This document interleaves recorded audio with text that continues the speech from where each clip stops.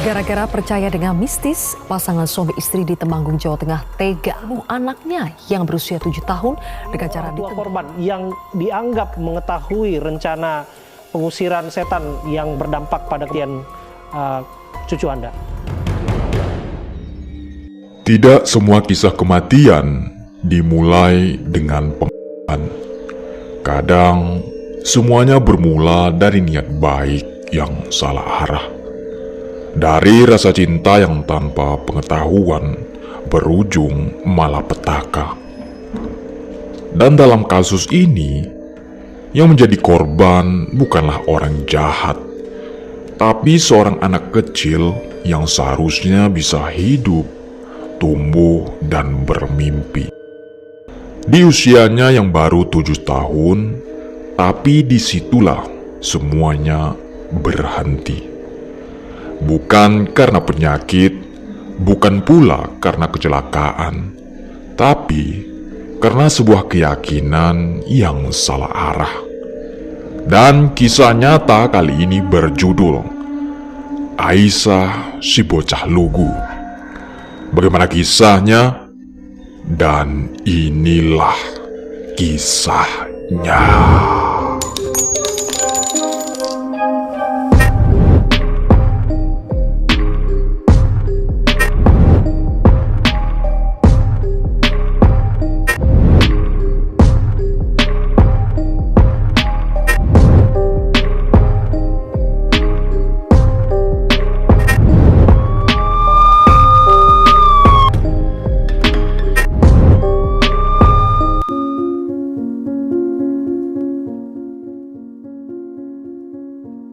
Kisah nyata kali ini terjadi di Temanggung, Jawa Tengah pada tahun 2021. Seorang gadis kecil bernama Aisyah tinggal di sebuah rumah sederhana di lereng pegunungan Desa Bejen, Kecamatan Bejen, Temanggung, Jawa Tengah. Aisyah adalah anak tunggal. Kata para tetangga, Aisyah itu lincah, agak keras kepala, tapi tak jauh berbeda dari anak-anak lain seusianya. Ya pantas saja guys, mungkin karena masih kecil ya kan. Kadang ia suka tertawa keras-keras, kadang menangis kalau keinginannya tak dituruti. Tapi di mata kedua orang tuanya, yakni Marsidi dan Suartina, Aisyah dianggap berbeda. Mereka bilang, Aisyah kadang berbicara sendiri, kadang menatap kosong ke sudut ruangan, kadang pula seperti bukan dirinya. Perlahan, sang ibu mulai percaya bahwa anaknya diganggu makhluk halus. Mungkin genderuwo atau mungkin setan. Seiring waktu berjalan, ketakutan itu pun mulai tumbuh. Bukannya membawa Aisyah ke dokter atau ke psikolog. Mereka ini justru mencari jalan yang lebih spiritual. Nah, dari cerita yang mereka dengar, ada 2 orang yang bisa membantu. Bukan ustadz, bukan pula kiai, tapi 2 orang yang mengaku bisa mengusir makhluk halus. Orang desa menyebut mereka dengan sebutan orang pintar.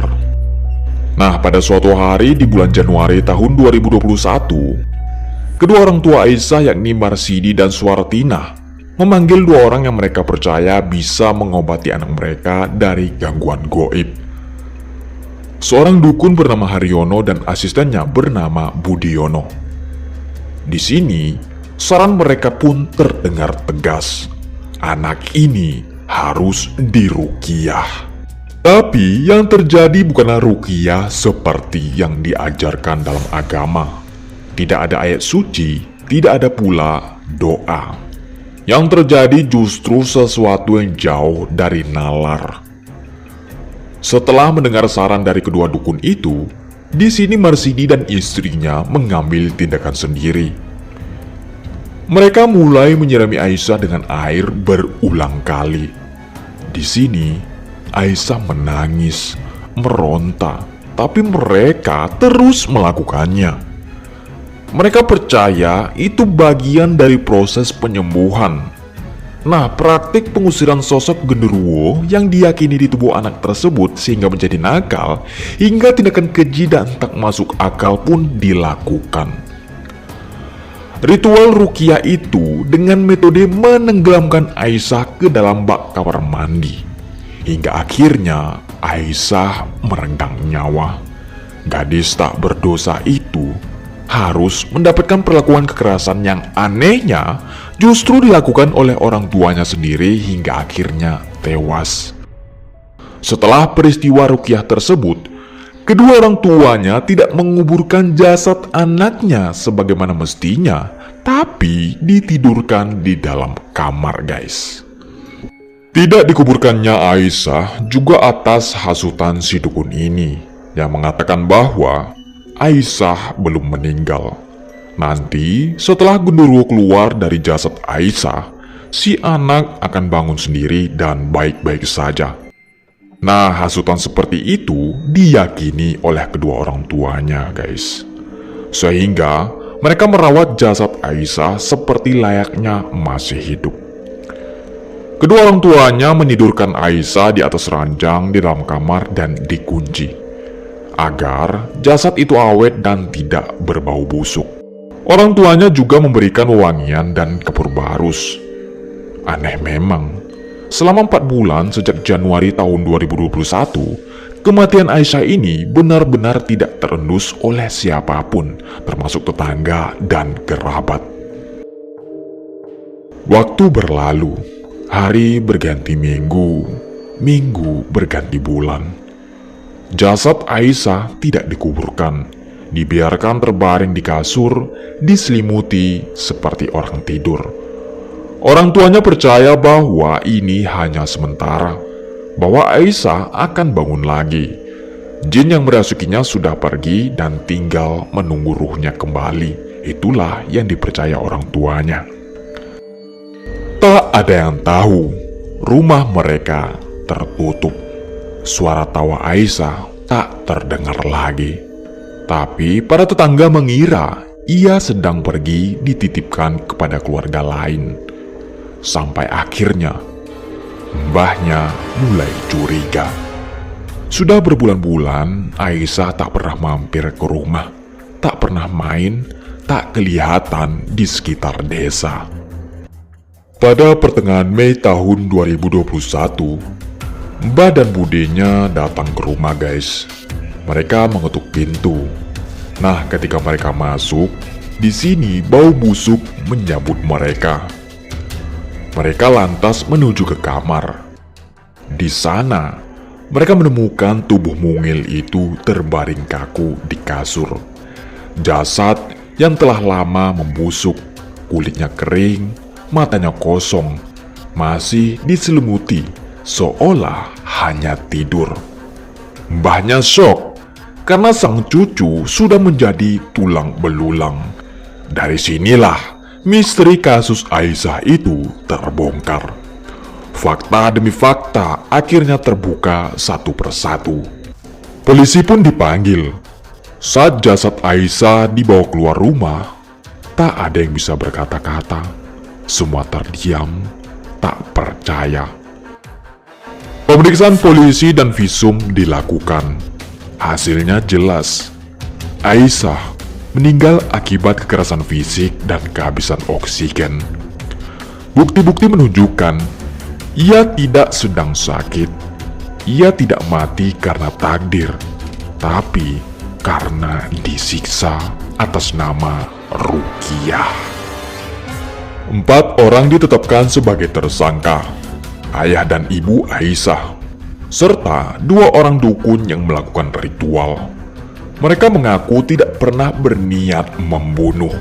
Mereka bilang itu cara menyembuhkannya. Mereka tidak tahu bahwa yang mereka lakukan adalah pembunuhan. Di sini masyarakat gempar. Berita ini menyebar luas. Banyak yang tak habis pikir Bagaimana mungkin seorang anak kecil bisa mati seperti itu dan tidak diketahui siapapun selama berbulan-bulan?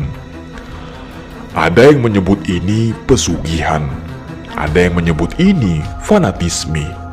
Tapi satu benang merah yang pasti, ini adalah akibat dari kepercayaan tanpa pengetahuan. Media sosial menyoroti kasus ini. Para psikolog dan ulama angkat bicara.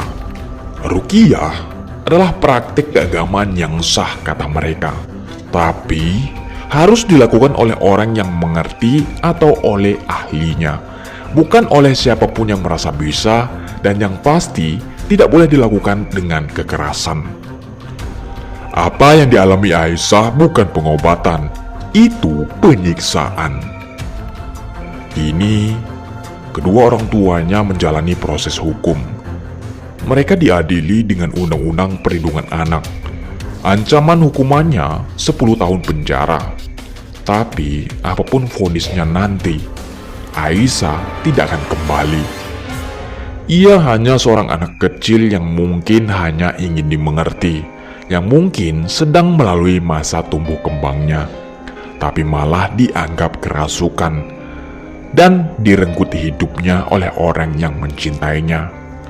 Nah, kisah ini mengisahkan luka, tidak hanya bagi keluarganya, tapi bagi semua orang yang mendengarkannya.